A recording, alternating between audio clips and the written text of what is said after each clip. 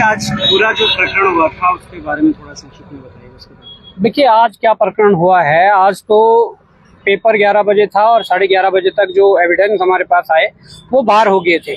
इससे पूर्व में कल आपने घटना देखी होगी, कल भी 2 गिरफ्तारियां हुई है। सीधा सीधा हमारा ये सवाल सरकार से है, ये सवाल आयोग से है कि आप हर बार नाकाम रह रहे हैं। ये परीक्षा की जो शुचिता भंग हो रही है, परीक्षा को पारदर्शी कराने में आप हमेशा चूक रहे हैं और हमेशा फेल रहे हैं। तो मैं चाहता हूं कि जिस प्रकार की चीजें ये आ रही है, नैतिकता के आधार पर इस्तीफे क्यों ना दिए जाए। आयोग से लेकर और मुख्यमंत्री आवास तक इस्तीफे होने चाहिए। ये युवाओं के भविष्य के साथ जिस प्रकार का खिलवाड़ किया जा रहा है, जिस प्रकार की चीजें सामने आई है, कल जो गिरफ्तारियां हुई उसमें भी साफ तौर पर रिकॉर्डिंग के आधार पर वो चीजें हुई है, जो रिकॉर्डिंग के आधार पर 15 लाख रुपए की बोली जो लगाई जा रही थी।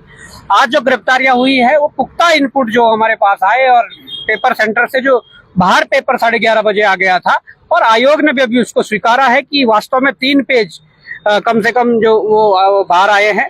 अब उसमें 3 पेज से पूरा पेपर था, 11:30 बजे ही बाहर आया, पहले से भी कुछ बाहर था, या वो कितने लोगों तक सर्कुलेट हुआ, ये बहुत ही गंभीर विषय है। अब हमारे प्रदेश के युवाओं को जागना पड़ेगा। हम लोगों ने पूर्व में बेरोजगार संघ के अध्यक्ष रहते हुए इसकी लड़ाई लड़ी थी। वर्तमान समय में हमारे जो बेरोजगार संघ के अध्यक्ष है राम कंडवाल जी, उपाध्यक्ष सुरेश जी और उनकी समस्त टीम, और एज ए संरक्षक हम भी लगातार काम कर रहे हैं। ये कोई छोटा मिशन नहीं था। मैं आपको अगर आपके जानकारी के लिए बता दूं, जब इस चीज की भनक लगी कुछ दिन पूर्व की इस प्रकार से चीजें चल रही है, तो उत्तराखंड बेरोजगार संघ की टीम ने हमसे सलाह मशवरा करके एक टीम गठित की और कहीं ना कहीं उसमें लगे थे वो लोग। उत्तराखंड बेरोजगार संघ के जो वर्तमान अध्यक्ष वो 5 दिन तक लक्ष्य में पड़े रहे, रिक्शे वाले के साथ तक सोना पड़ा। तो कहीं ना कहीं मिशन को कामयाब करने के लिए आपके पास सच्ची नीयत होनी चाहिए, दृढ़ संकल्प होना चाहिए, और वो उन युवाओं ने करके दिखाया। उसके बाद इसके अतिरिक्त जो आज के एविडेंस तो हमारे पुख्ता जो जहाँ से हमें इनपुट मिले हैं, हमने वो सारे इनपुट एसओजी हरिद्वार ने हमें पूछताछ के लिए बुलाया, उनको दे दिए हैं। और निश्चित ही मुझे उम्मीद है कि एसओजी हरिद्वार भी तह तक पहुंचेगी और उन आरोपियों को पकड़ेगी। पर अब बात यह है कि पेपर की शुचिता पूरी तरीके से भंग हो चुकी है, पारदर्शिता नहीं रही है। इस पे आयोग को स्टैंड लेना चाहिए। और कल जिस प्रकार का आह्वान उत्तराखंड बेरोजगार संघ ने किया है अपने भविष्य को लेकर, युवाओं के भविष्य को लेकर, उसमें प्रदेश भर के युवा साथी जो देहरादून आ सकते हैं वो देहरादून आए, और जो जहां है, जैसे हल्द्वानी का मैं अभी देख रहा था, बुद्ध पार्क के लिए कॉल किया गया है, वहां पर भूपेंद्र कोरंगा जी द्वारा डाला गया जो स्वाभिमान मोर्चा के उपाध्यक्ष है। तो हर जगह इस प्रकार के आंदोलन और विरोध होने चाहिए, तब जाके इस सिस्टम को सुधारा जा सकता है। आज एसओजी ने आपको उठा देने के पीछे का कारण, मतलब अचानक ही, जब आप कह रहे हैं कि पिछले 5 दिन से लगातार आप लगे हुए थे और आज पेपर है और आज ही इस चीज का खुलासा होना था। ये तो देखिए, कल जो गिरफ्तारियां हुई उसके पीछे भी कहीं ना कहीं बेरोजगार संघ के ही जो एविडेंस थे, तथ्य थे, उस आधार पर वो गिरफ्तारियां हुई। कल भी पेपर के पहले दिन 20 तारीख को भी मैं उत्तराखंड बेरोजगार संघ के जो अध्यक्ष राम कंडवाल जी, सुरेश उपाध्यक्ष जी और आयोग के अध्यक्ष मारतुलिया जी और एसटीएफ के एसएसपी और एसटीएफ का तमाम स्टाफ, मीटिंग हम एसटीएफ ऑफिस में हमने की थी। उसके बाद उन लोगों को उठवाया, और उठवाने के बाद हमने कड़ी निगरानी इसमें रखनी थी, और कुछ तथ्य हमने या कुछ पॉइंट्स ऐसे बताए थे, कुछ ऐसे नाम भी बताए थे जिन पे निगरानी रखनी थी। हो सकता है एसटीएफ और आयोग ने उन पे निगरानी रखी, क्योंकि हमें मिला था इनपुट की उन पे निगरानी रखी जा रही है और उन तक, दूसरे तक भी पहुंचा जा सकता है। पर इसी बीच एक अलग माध्यम से हमारे पास जो इनपुट आए, हमने बताया है एसओजी को कि कहाँ से इनपुट आए और कैसे आए हैं। उस आधार पर एसओजी जांच कर रही है, और निश्चित ही ये उत्तराखंड के युवाओं के भविष्य के साथ खिलवाड़ है। मुझे उम्मीद है कि हमारी उत्तराखंड पुलिस, उनके भी बच्चे हैं, वो भी पेपर देते हैं। वो ऐसा नहीं है कि उनके बच्चे कहीं से ऊपर से अधिकारी बन के आते हैं, कर्मचारी बन के आते हैं। वो अपने बच्चों की भी उनकी लड़ाई है। जितना पारदर्शिता से वो जांच करेंगे, उतनी पारदर्शिता से हम इस उत्तराखंड को बचा पाएंगे। और इस एक चैन को, जो ये चैन एक बहुत लंबी चैन बनी हुई है, इसको तोड़ पाएंगे, जो भ्रष्टाचार के जंजाल में उत्तराखंड के युवाओं के भविष्य को बेच रही है। कुछ लोग कह रहे हैं कि ये सारा प्लान था, कि ऑलरेडी प्लान बन के चल रहा था। ये एक कि भाई हम वीडियो और फोटो के माध्यम से अपने सोशल मीडिया पे अपलोड करेंगे, फिर हम हरिद्वार जाएंगे, फिर वहाँ पे कार्यक्रम होगा, फिर एसओजी आएगी, फिर ऐसे एक प्लान, ताकि बॉबी पवार को फिर से एक मौका मिल जाए अपने आप को चमकाने का। देखो, बॉबी पवार को चमकने की जरूरत नहीं है। बॉबी पवार फील्ड पे रहकर काम करता है, धरातल पर काम करता है। दूसरी बात यह है कि उत्तराखंड के प्रशासन से, उत्तराखंड के सरकार से यहाँ के जो ईमानदार लोग हैं, जो कुछ करना चाहते हैं, उनका विश्वास उठ चुका है। जहां से हमें इनपुट मिले वो पहले थाना जाने चाह रही थी, थाने में जाना चाह रहे थे, तो थाना जाने के बजाय उन्होंने बॉबी पवार को यदि चूज किया कि बॉबी पवार के माध्यम से चीजें हो सकती है, और हुई भी, और सबको पता भी लगा। क्या पता थाने में मामला दब जाता, क्या पता किसी अधिकारी को बताते वो मामला दबा देते, क्या पता वो सारी डील ऐसी हो जाती। पर बॉबी पवार को उन्होंने इसलिए चूज किया कि इस व्यक्ति के पास अगर हम पहुंचाएंगे तथ्यों को, ये इस तथ्यों के आधार पर ये कार्रवाई करने के लिए आगे आएंगे, और हमने किया। दूसरी बात ये जो कह रहे प्लान है, तो मैं तो कहता हूं कि हरिद्वार वाला जो कार्यक्रम हो, तो 1 महीने पहले से हमारा तय है कि 21 सितंबर को हमारा हरिद्वार में कार्यक्रम होगा, 28 सितंबर को हमारा कोटद्वार में कार्यक्रम होगा। ये पहले से तय कार्यक्रम है। ठीक है, अगर हम देहरादून में आज होते तो देहरादून के एसओजी हमें पूछताछ के लिए बुलाती, आज ऋषिकेश में होते ऋषिकेश की एसओजी बुलाती, कहीं कुमाऊं में होते कुमाऊं के एसओजी बुलाती। ठीक है, हम हरिद्वार में थे, हरिद्वार के एसओजी ने बुलाया, उनको हमने इनपुट दिए हैं, उनको तथ्य बताए हैं, उस आधार पर वो निष्पक्ष कार्रवाई अगर करेंगे, निश्चित ही एक बहुत बड़े सरगना तक पहुंचा जा सकता है, बहुत बड़े धांधली करने वाले लोगों तक पहुंचा जा सकता है, जिससे कि उनके इस पूरे उसको तोड़ा जा सके। बिल्कुल, बहुत धन्यवाद। सर, मैं आपके पास आऊंगा, इसलिए आ रहा हूं आपके पास कि उपाध्यक्ष होने से पहले आप एक पत्रकार थे, और आपने इससे पहले भी पेपर लीक की कहानी हमने देखी थी, जब परेड ग्राउंड में लाखों की तादाद में बच्चे आए थे। एक और बार मैं वही देख रहा हूँ, ये वही पेपर है, वीडियो का वही यूके का पेपर, पटवारी का पेपर, इन तमाम में क्या हो रहा है देखिएगा, समझिएगा। जो पहले अभी आपने लास्ट प्रश्न पूछा था, ये मुझे थोड़ा खटका। ये ऐसा लग रहा है कि खिसियानी बिल्ली खंबा नोचे। किसी व्यक्ति को ये पसंद नहीं आ रहा है कि इन युवाओं पे जनता क्यों भरोसा कर रही है।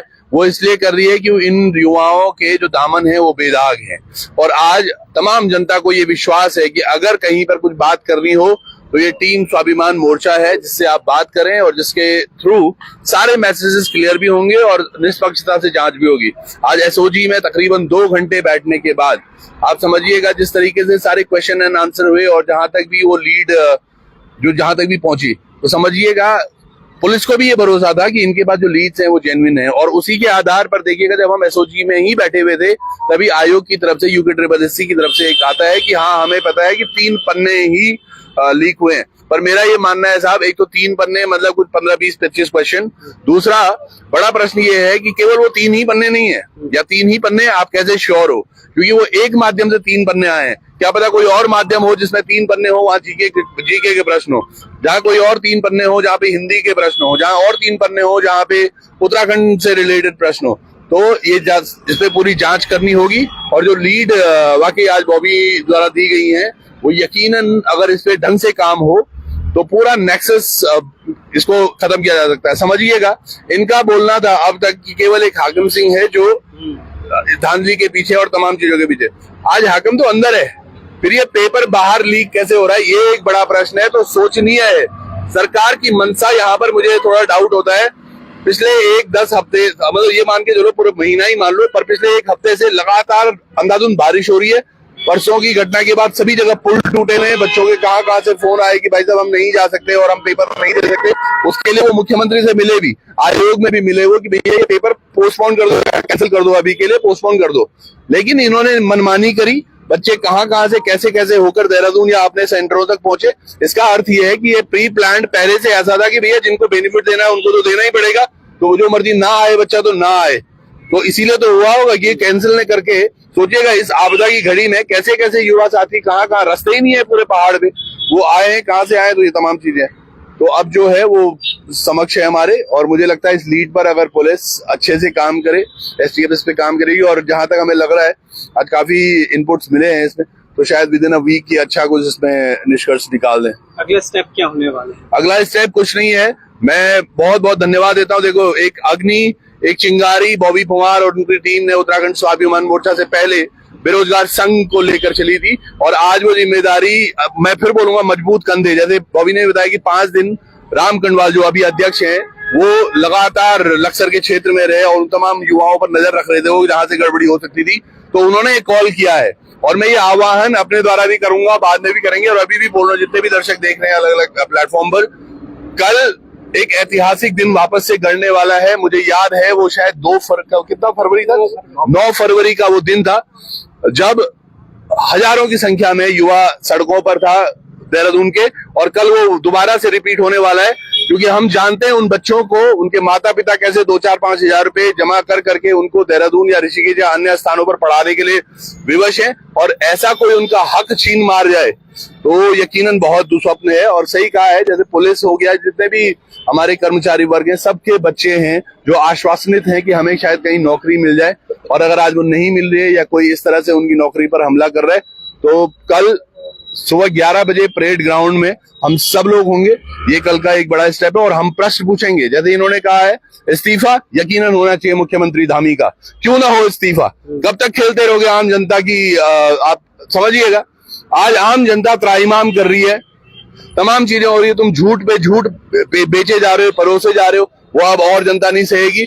यूके के जो अध्यक्ष और वो तमाम वो अधिकारी वो क्या कर रहे थे, कौन सी नींद वो सो रहे हैं, ये समझ नहीं आ रहा। तो इन तमाम चीजों को लेकर आज स्वाभिमान मोर्चा एकत्र हुआ है। थोड़ी देर पहले देखिएगा एक ऋषिकेश में भी हमारा कार्यक्रम था, आज वहां पर जहां हमारा कार्यक्रम था जो पहले से शेड्यूल था 21 दिसंबर का, वहां पर हमने पहले अंकिता भंडारी हो गया, कशिश जो अभी कांड प्रकरण चल रहा है उसमें न्याय नहीं मिला, या फिर किरण नेगी को लेकर, इन तमाम लोगों की बात की। और हमारी जो ऋषिकेश की टीम थी वो अभी यहाँ गंगा त्रिवेणी घाट की तरफ गए, और इन्होंने अंकिता भंडारी के लिए एक बड़ा हुजूम वहां पे भी था जो मसाल लेकर निकला है। तो उत्तराखंड के तमाम जन मुद्दों को लेकर स्वाभिमान मोर्चा बहुत अच्छे से मुखर है, और आज हरिद्वार में तकरीबन 500 से 600 लोगों ने उत्तराखंड स्वाभिमान मोर्चा का दामन भी थामा। तो ये एक बड़ा दिन जरूर है उस तरीके से जिसमें संगठन देखे, लेकिन हम ये एक बड़ा दिन ऐसे भी मान रहे हैं कि आज वाकई उत्तराखंड को जिस चीज की जरूरत थी, युवाओं को जो रोजगार की जरूरत थी, उसका भांडा फोड़ हुआ है। जो नकल रोधी विरोधी इनके कानून थे सब धरे के धरे रह गए। जी सर, एक सवाल है, हाकम सिंह जो पकड़ा गया था छोटा फिर अंदर हो गया, हकीकत में जो छोटे तार हाकम सिंह के जुड़े हुए हैं, क्या वो लोग भी गिरफ्त में आएंगे या फिर ये खिलौने की तरह अंदर बाहर चलता रहेगा? मैं आपके प्रश्न से बहुत खुश हुआ हूँ दादा, जो आपने बोला है, वाकई इसको पकड़ा जाना चाहिए था, और ऐसे तमाम नेक्सस को पकड़ा जाना चाहिए। आज मांग है, डिमांड है, समाज में जो हो रहे कुकृत्य हैं, चाहे वो पेपर लीक को मामले को लेकर हो, आप लोग मतलब यानी कि इसमें कहीं ना कहीं कमी हो रही है जांच की, और जांच अगर निष्पक्षता से और बढ़िया तरीके से हो तो ये जांच जरूर ही चरम पर पहुंचेगी, और उन तमाम लोगों की गिरफ्तारियां होनी सुनिश्चित होनी चाहिए इसमें। कल जो देहरादून में आप लोग एक मिसाल खड़ी करने वाले हैं, उसके लिए आप जनता को अपनी ओर से क्या संदेश देना चाहेंगे? देखिए, साफ संदेश है, उत्तराखंड बेरोजगार संघ की तरफ से आह्वान हुआ है, और मैं चाहता हूं कि उत्तराखंड बेरोजगार संघ का आह्वान युवाओं तक न रहे। युवाओं के साथ तो छलावा हुआ ही हुआ है, पर वो अभिभावक जिन्होंने अपने बच्चों के भविष्य बनाने में लाखों रुपए खर्च कर दिया है, वो इस बात को समझें कि ये सरकारें लगातार छलावा करके हमारे और आपके बच्चों के भविष्य को बेच रही है, उनके भविष्य के साथ खिलवाड़ कर रही है। ऐसे लोगों को सबक सिखाने की जरूरत है, ऐसे लोगों को उखाड़ फेंकने की जरूरत है। जब तक मैं ये कहना चाहूंगा कि जिस प्रकार से ये चीजें हुई है, ये कोई आम बात नहीं है। हाकम सिंह की गिरफ्तारी हुई, ठीक है, पूर्व में भी गिरफ्तारियां हुई थी। हम लोगों ने जब संघर्ष किया एज ए बेरोजगार संघ के अध्यक्ष के रूप में, लगभग 100 लोगों को जेल भिजवाया, तो उन 100 लोगों में सब लोग बाहर आ गए। ये क्या प्रणाली है? और आज उन्हीं को गिरफ्तार करके फिर आज अलग माध्यम से ये क्या हुआ कि हाकम सिंह को कल अंदर कर आज पेपर बाहर आ गया। इसका मतलब कई हाकम और कई हाकिम हैं, उन तक जांच पहुंचनी चाहिए। राजनीतिक रूप से कौन शय दे रहा है, क्या विधायक, क्या मंत्री, क्या मुख्यमंत्री, उन तक जांच होनी चाहिए। पूर्व में ये मामला अदर स्टेट से भी कनेक्ट हुआ था, यूपी से गिरफ्तारियां हुई थी, एमपी से गिरफ्तारियां हुई थी, महाराष्ट्र से गिरफ्तारियां हुई, राजस्थान से गिरफ्तारियां हुई उत्तराखंड के मामले में। तो जब ये अदर स्टेट में मामला जाता है तो सीबीआई को जांच क्यों नहीं सौंपते हैं? मुख्यमंत्री ने खुद कहा था जब ये कैलेंडर समाप्त हो जाएगा सीबीआई जांच करवाएंगे, और मुख्यमंत्री अपनी बातों से पीछे हट रहे हैं। और मैं समझ सकता हूं कि क्यों पीछे हट रहे हैं, जरूरत पड़ी तो समय आने पर वो सारी चीजें होंगी। पर मैं कहना चाहता हूं कि युवाओं के भविष्य को सही सुरक्षित करने के लिए जो लगातार बेरोजगार संघ द्वारा मांगे उठाई जा रही है, परीक्षा में पारदर्शिता की, नंबर सार्वजनिक करने की या रिजल्ट जल्दी जारी करने की, तमाम चीजें इनको मानना पड़ेगा और पारदर्शिता लानी पड़ेगी। आज हम लोगों ने वीडियो चलाई है, आपके द्वारा हमें प्राप्त हुई है।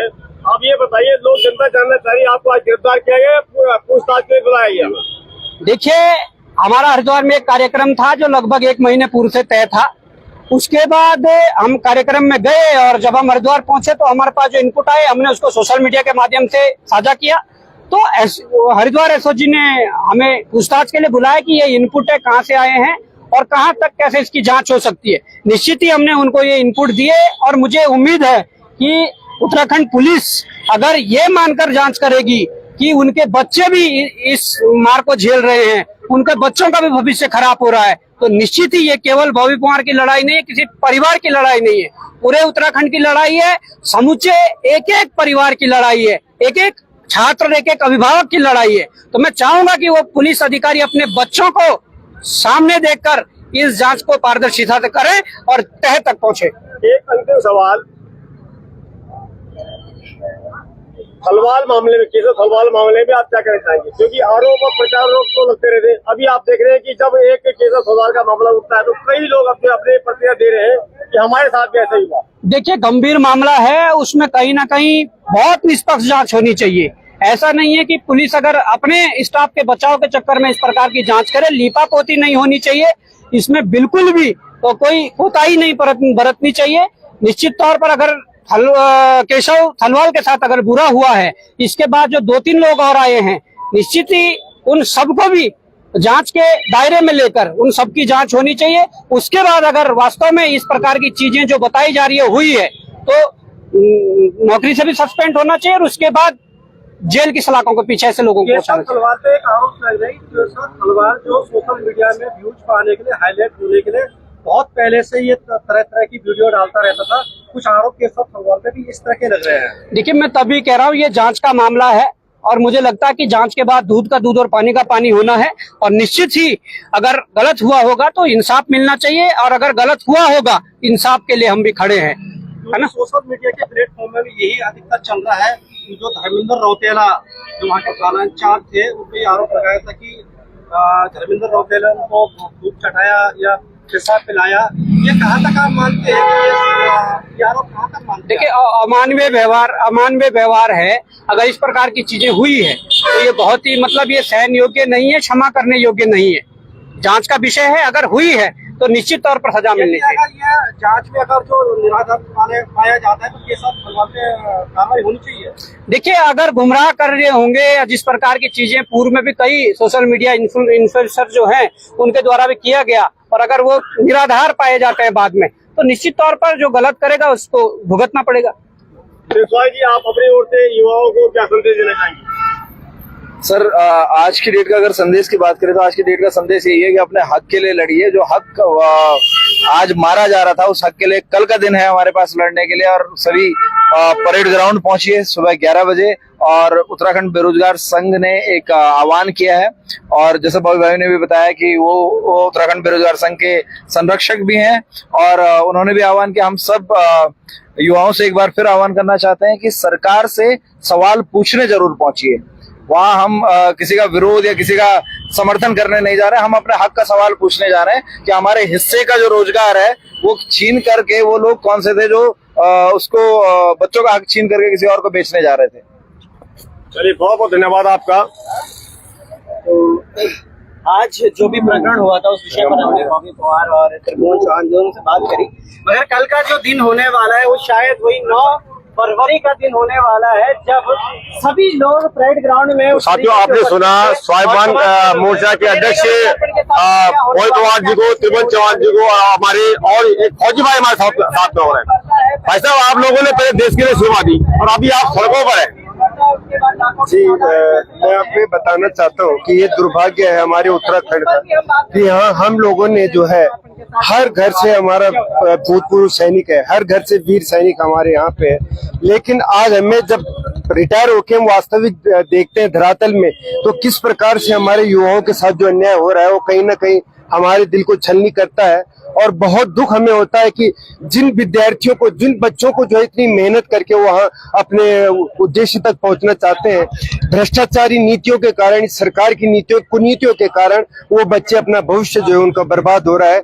तो इसके लिए सभी युवाओं को आना पड़ेगा और एक साथ एकजुट होकर इसका विरोध करना पड़ेगा ताकि उनको न्याय मिल सके और जो उनका वास्तविक इंटाइटलमेंट है, जिसके कि वो योग्य है, वो चीज उनको मिलनी चाहिए।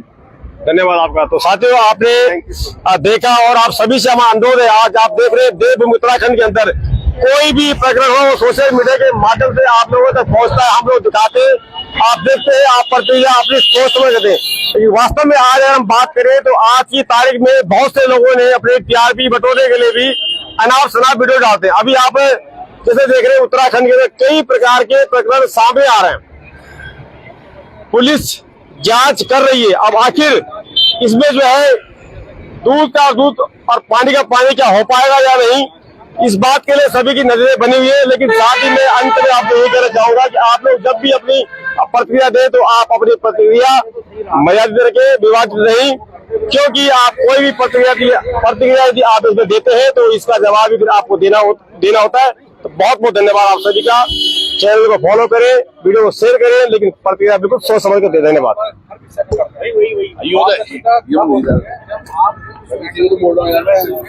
और ये बहुत अच्छे व्यक्ति हैं, समझिएगा। मैं देख रहा था इनको, ये दहाड़े मार मार के एक दिन रो रहे थे कि सामने वालों ने कुछ पत्र लिखा है, लेकिन इन्होंने इंसानियत भी इनके अंदर है, तो आप इनको सपोर्ट करते रहें, है ना। बहुत प्रेमी व्यक्ति हैं और हमेशा गढ़वाल के बारे में या उत्तराखंड के बारे में बहुत अच्छा सोचते हैं।